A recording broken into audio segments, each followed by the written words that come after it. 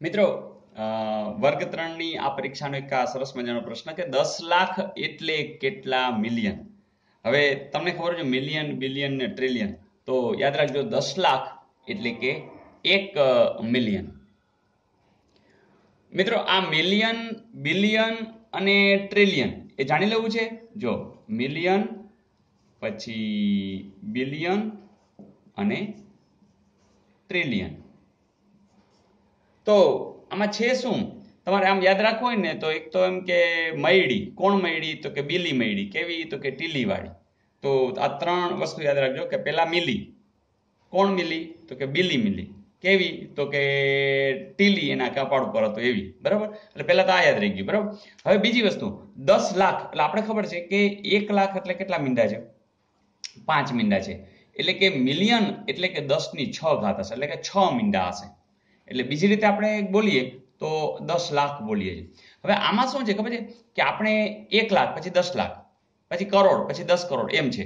અહીંયા શું થશે કે 1 મિલિયન આવશે, પછી તો કે 10 મિલિયન, પછી તો કે 100 મિલિયન. બરાબર, એટલે 100 મિલિયન. એટલે આપણે આ ત્રણ વસ્તુ બોલાશે, 1 મિલિયન, 10 મિલિયન અને 100 મિલિયન. એવી રીતે બિલિયનમાં બોલાશે 1 બિલિયન, 10 બિલિયન અને 100 બિલિયન. એ જ રીતે ટ્રિલિયન, 1 ટ્રિલિયન, 10 ટ્રિલિયન અને 100 ટ્રિલિયન. બસ આટલી વસ્તુ મહત્વની છે.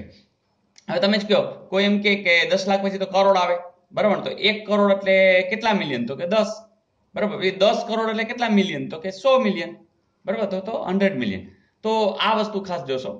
હવે બીજી રીતે 10 ની 6 ઘાત હોય પછી કેટલી હશે, 10 ની 7, 10 ની 8. એટલે કે આમ જોઈએ ને તો ત્રણ ઘાત વધતી જશે. આ 10 ની 9 ઘાત થાય, આ 10 ની કેટલી થાય, 12 ઘાત. ફરીથી જેટલી ઘાત એટલા મીંડા.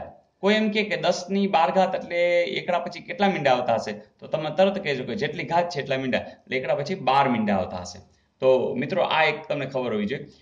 એ આપણી રીતે જરા જોઈએ ને તો આ ટ્રિલિયન જે છે એ કેટલું થતું હશે, તો આ 1 ટ્રિલિયન એટલે 10 ખરબ થતા હશે.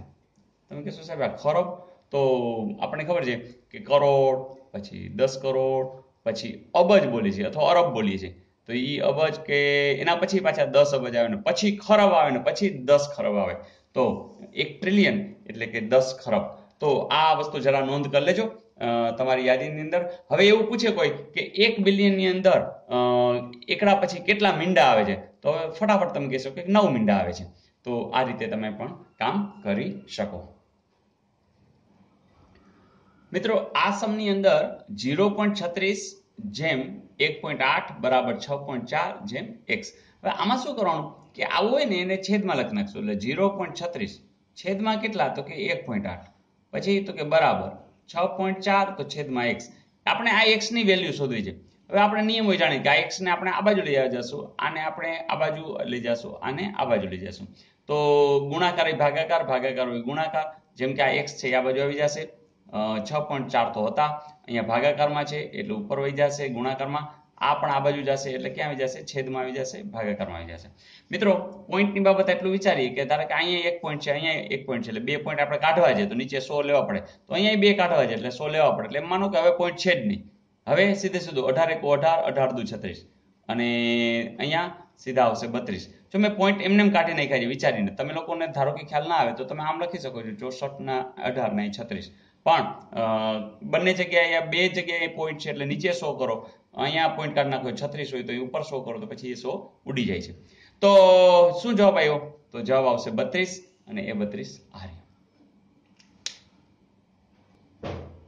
અહીં એક વર્ગ અંતરાલનું મધ્યબિંદુ 20 અને બે ક્રમિક જે અનુક્રમિક મધ્યબિંદુ છે એનો વચ્ચેનો તફાવત 10 આપ્યો હોય તો આ વર્ગની વર્ગ સીમાઓ કઈ. મિત્રો આપણે જાણીએ છીએ કે કોઈ પણ વર્ગ હોય એ વર્ગની અંદર આ બે નો સરવાળો કરી અને 2 વડે ભાગી, બરાબર, એને 2 વડે ભાગી અને જે મળે એ મધ્યબિંદુ. જેમ કે આ છે તો અહીંયા 20 દુને 40, તો એટલી તો ખબર પડે કે આ બે નો સરવાળો કેટલો થતો હશે, 40. જો જે સ્માર્ટ વર્ક કરી 10 ને 15 આ નો હોય, 20 ને આ નથી, 15 અને 20 આ પણ નથી, 15 અને 25. તો આમ પણ ડાયરેક્ટ તમે જોઈ શકો. મિત્રો તમે સબસ્ક્રાઇબ તો કરી લીધું છે ને, ન કર્યું તો અત્યારે કરી લેજો, કારણ કે નવા નવા વિડીયોઝ તમને હવે સતત મળતા જ રહેવાના છે. તો બસ આનંદથી કામ ચાલુ રાખજો.